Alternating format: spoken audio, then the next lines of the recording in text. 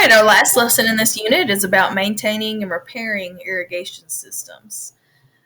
So, just having these irrigation systems aren't all of it. We have to actually take care of them and make sure that they work right. So, it's important to know if you're going to use one of these, how to prepare them and what they're made of. It's going to save you a lot of money instead of hiring a plumber every time to come fix them. So flood based, we talked about those. They're low tech. They use the pipes in the ditches or ditches. They should be checked for clogs or blockages.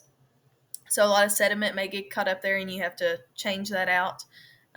Also, if a pump or a runoff area is in use, you need to check those also to make sure they're used properly. For spray, you got to look at every sprinkler head individually, both when operating and not in operation. In addition, pumps, valves, water pressure, and any connecting hoses, you've got to check for leaks. Drip irrigation systems, they require a lot of maintenance. If you have self-cleaning emitters, they allow you to push water through the system in a high-powered short burst to clean out the blockages. If you don't have them, you have to regularly check them on your own.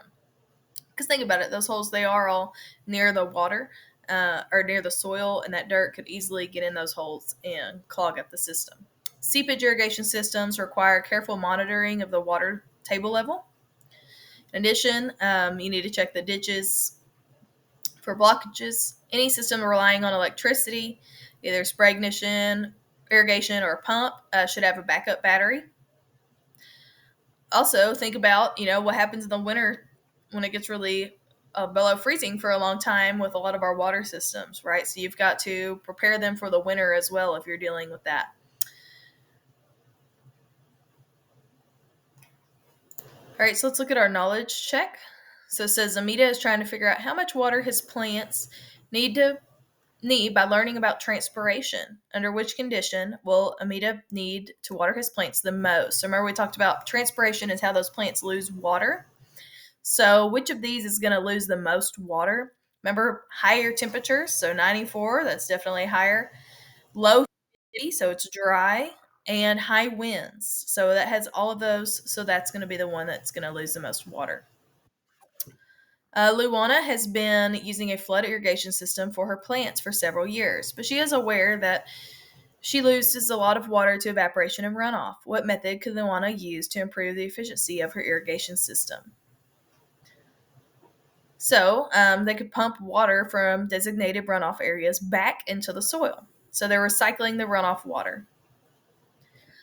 Shantae is planning some regular irrigation system maintenance, and as winter is coming, prepares his irrigation systems for cold temperatures. What's most important for the winter? Think about most important. Definitely getting all the water out, because if you keep water in there, that allows room for the freeze and water expands, and then that's when your pipes bust. So definitely when you're winterizing, you want to drain all the water out. So in the summary, it says ag and plant scientists, regardless, requires you to understand how to provide plants water and when you should water. Different types of irrigation systems offer reduced water use or improved ease of use, depending on the crop and environment. In addition, researchers in agri-science work hard to find ways to reduce water use and maximize irrigation efficiency. Reducing water use while maintaining productivity is essential to lasting ag success, whether that's through drip, over spray, or by opting for sensors and smart irrigation systems.